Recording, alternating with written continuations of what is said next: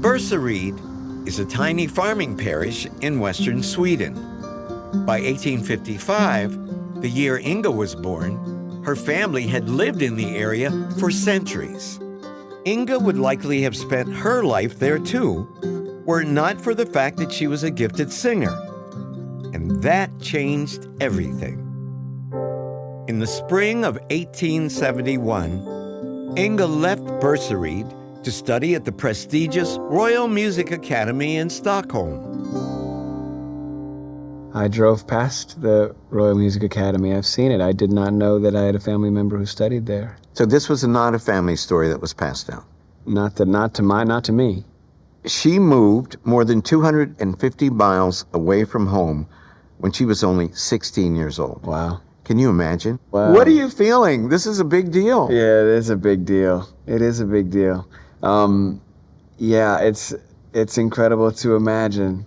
And also looking back and understanding what came of, how our family developed, but to think about her having no idea what is to come in generations ahead, and just setting out to pursue your craft and try to make a life for yourself, especially away from your family, in the arts. When Inga enrolled in the Royal Academy, the school had only been open to women for 15 years, and opportunities for female musicians were quite limited. But Inga didn't seem to care about that. In 1873, when she was still a teenager, she joined what became known as the Swedish Ladies Quartet and began to tour Europe. Just 3 years later, the group arrived in America to considerable fanfare. It is safe to say that in all its long and honorable career, no performance has occurred in every respect so perfect as was this. The Swedish ladies sang the difficult part songs of Schumann artistically and with surprising effect. The quaint national songs which they gave in the last half of the concert were charmingly sung and elicited a hearty encore. Not a bad review. Not at all. That's a wonderful review. Inga performed with the New York Philharmonic, the oldest symphony orchestra in the United States, and her quartet was a smash. What do you think she was feeling? Was she terrified, exhilarated?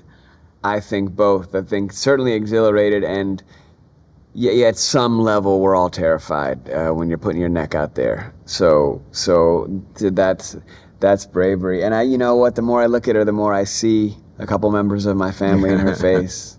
Actually, yeah, looks like my cousin. This concert was the beginning of an extended tour that would take Inga's quartet to some of the largest stages in the United States. It would also prove to be the high point of Inga's career. In 1883, 6 years after arriving in America, she married a fellow Swede in Chicago, started a family, and saw the quartet disband. So what does that tell you about what it was like to be a female artist in those days? Right. You become I imagine, some degree of a kept woman, or your aspirations are subject to the man's aspirations. Yeah, if she were alive today, do you think she would have wanted to do both, work and have a family? Yeah, I would imagine, especially when it seems to be bringing you joy and success, and you're this young. Mm-hmm. Wow. This is mind-blowing. I did not know any of this. Inga and her husband would eventually settle down in Minnesota, where they raised 5 children. And though she would never again perform on the big stages of her youth, Inga did not abandon her gift. Records show that she worked as a voice teacher and even gave concerts as a soloist. It brings me joy to see that she continued with music, not just as a teacher, but she was able to still perform. Yeah, despite the fact that she had 5 kids. Uh-huh. Wow. Do you think you inherited anything from this ancestor?